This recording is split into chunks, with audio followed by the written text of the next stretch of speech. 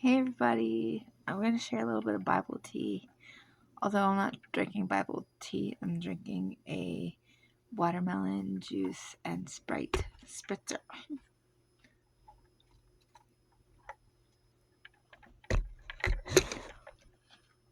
My bestie introduced me to spritzers and changed my life. There's no alcohol, it's literally just Sprite and watermelon juice. Best thing ever. So it's literally like 2 o'clock in the morning. I can't sleep. I need to be sleeping because I've got to call my doctor's office before noon tomorrow. And I've been going down this whole I can't sleep thing. I'm up till 4 o'clock in the morning. 4 o'clock in the morning. Wake up at like 2 o'clock in the afternoon if I'm lucky. I can't be living my life like that. But I came to sit down at my Bible study because I didn't get to it earlier because we had to go in town today. And so I worked on, I made a video about, I'm sorry for the harsh light. I apologize. Let me see if I could do something about that maybe. That's not much better. That's not much better at all. Let me see.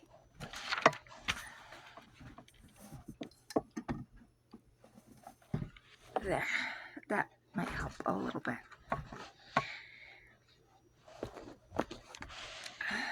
In my interleaved Bible, I tried to make the picture better. I'm sorry. I wanted to emphasize on the smallest little note that I have and amongst all of my other notes. And I just feel like there's a little bit of a lesson there. And I'm reading in Mark chapter 3, and I'm reading where they're watching Jesus. They're literally just watching him. They're spying on him. They're basically stalking him.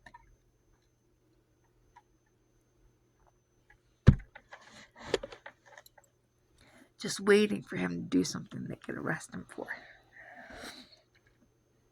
And sometimes people can be so zoned in, focused in on one thing that they miss the whole big picture that's happening around them. The Pharisees were so worried about, they were so caught up in their traditions. How dare you heal on the Sabbath? Like, Jesus, what are you thinking? Oh, but if my goat happens to go over a hill, I'm going to go get it. If it has to do with money or my livelihood, I'll make an exception. But when it comes to the rules that I want to uphold, we've got to stick to the law. And so, I'll read it. So, Mark, starting at chapter 3. Again, he entered the synagogue, and a man there with a withered hand, and they watched Jesus to see whether he would heal him on the Sabbath,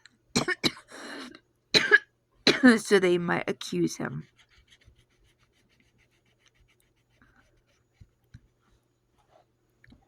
So it's not that they were upset that Jesus was going to heal the man. It's just that it was happening on the wrong day.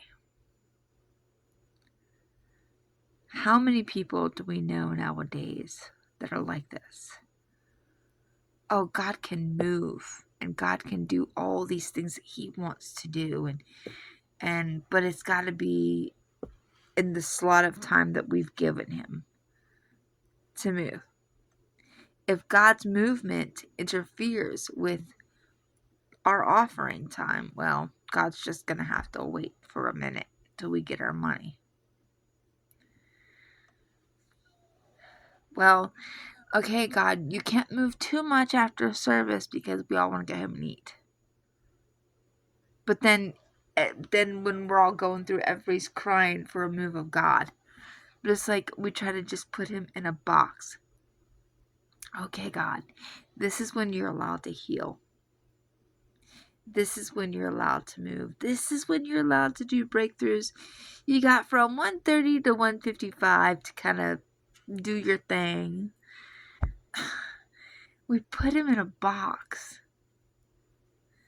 There are so many of us that from time to time can be like nowadays Pharisees. Like, if you don't do it the way that I think you're going to do it in the time that I think you should do it, then you shouldn't do it. Or it can't be done. If it's not done in my precepts, if it's not done in my way of thinking, then it's just not going to happen. And we cannot be like the Pharisees. We cannot put God in a box. God is not kept by any law, any rule. He is God. He knows what is perfect. He doesn't live in time. He lives out of time and space. He knows the end from the beginning and the beginning from the end, and everything in between. He's aware of it. And I just think of today, like, especially in this time, everybody expects, okay, we go to church, we have the benediction. So we do this, and then we do this, and then we do this, and then maybe you have a little bit of time here for God to work his thing, but don't go too crazy, okay, because we have stuff to do. We have this mission to go to, we have this thing to do, we have this thing to do, and you can move a little bit here, God, but, keep within our schedule, because we have a schedule. Like, the reason we do any of this stuff is for God. We can't reach people the way that he can reach people. We can't move people the way that he can move people. And that we have to allow a time in our life for God to work on people's hearts. And that can be in a daily aspect. When God moves us to go and talk to somebody, we're like, God, choose me. Choose me. I want to do it. Well, okay, then go talk to that person. Well, I mean, not now. I wasn't meaning like right now, God, but I mean like eventually, when I'm feeling better or I'm feeling more confident or I really don't have the time. I'm booked. But then we're like, use me, God. Why doesn't God use me? We have to leave space for him in all of those aspects. We have to leave room for him to move. I'm guilty of this. I'm so guilty of this.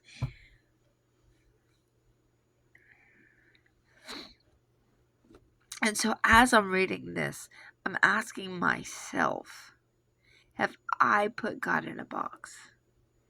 Am I making room in my life for God to move however he wants to, whenever he wants to? Or am I trying to dictate the God of the universe? Am I trying to get him on my schedule? Which I've tried to do that a couple of times. It didn't work out too well. So, I don't know. I was just reading that and I thought it was kind of cool. Not what they did was cool, but I love how you could read the word and you come across things that you've read before, but you get something fresh from it every time. I'm in a huge season change in my life right now. Within the past 2 months, so much of my life has changed. So many things in my life have changed. So many people in my life have changed. I've lost people this month. Both because they passed away or things happen or things are changing. And sometimes change is like uncomfortable. And it's hard. And it's tumultuous. And I've been going through, okay? It's been the most. Between the end of last month and the most of this month, it has been the most. But I've begun talking to my sister that I never had a relationship with, ever. I think my nieces and nephews barely know I exist, but what a blessing. What a blessing to be able to start talking with her, start a relationship with her. It's kind of strange at first.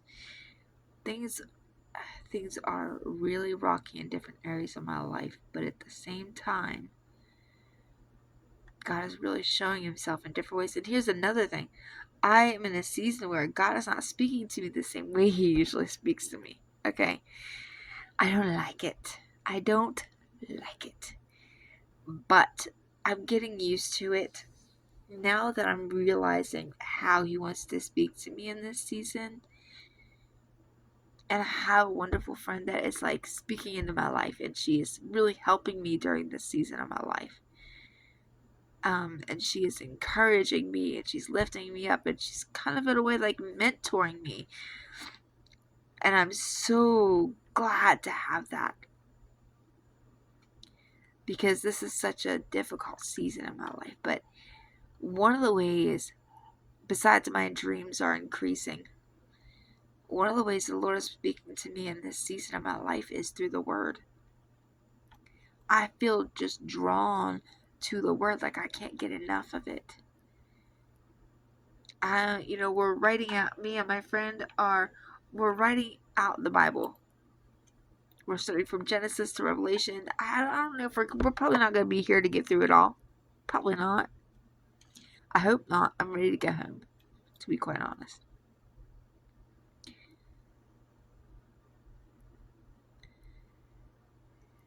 So, if I learned anything that I could share, this is quite off topic, but be mindful that God doesn't always move the same. He doesn't always speak the same. And when God is moving, it doesn't mean that we've done something wrong or that we can no longer hear his voice. It means that he's trying to grow us, to teach us that, hey, I have more than one way of speaking. And as hard as it is sometimes, when you're so used to God moving the one way in your life, in your personal life, it's also important that we make room for God to move in our life however he sees fit. For God to speak to us in whatever way that he sees fit. I know we want to stay in our comfort zone. This is how I hear God. This is how I've always heard God. But if he doesn't stretch us, we'll never grow. And so, growth is great. Growth is what we want. We want to be there, but the growing period, the growing pains are not fun. But it's going to be worth it once I get at the other end of this. Whatever this is, when I get at the other end of it, I'm going to be a better person. I'm going to be a better friend. I'm going to be a better wife. I'm going to be a better daughter. I'm going to be a better daughter of the King. I'm just going to be better in every area of my life. Because sometimes, because it's hurting, I know it's working, if that makes sense. Because it's hurting, I know I'm growing. Because I'm having to contend with some things that I thought with, this death that's happened has brought up some feelings and emotions that I didn't even know I had. And sometimes, like you move your room around and dust flies if you live where I live. Doesn't matter how much you dust or clean. dust flies, you move your room around. And you find something that you thought wasn't even there. And then you have to deal with it. Okay, do I throw it away? Do I keep it? What do I do with it? Well, it's the same thing with emotional baggage. You can forget about it for years. For years. And then you happen to come across it and you got to deal with it. And so I guess what I'm sharing, I'm all over the place. But what I'm sharing is how this is fitting in with my own life. I sometimes expect God to move in a certain way, or to speak to me a certain way, or to save me in a certain time. And when God begins to move differently, it shows me that I get a little fearful. And a lot of things in my life right now are topsy-turvy. And it's just like, okay, Christina, now's the time to trust God. Now's the time to dig in your heels and trust God. I'm so sorry that was like all over the place. It is 2 o'clock in the morning. So it gave me that. But I just wanted to share this. If we really want to grow, then we've got to expect God to move. And we've got to get up and follow Him. It's not always going to be comfortable.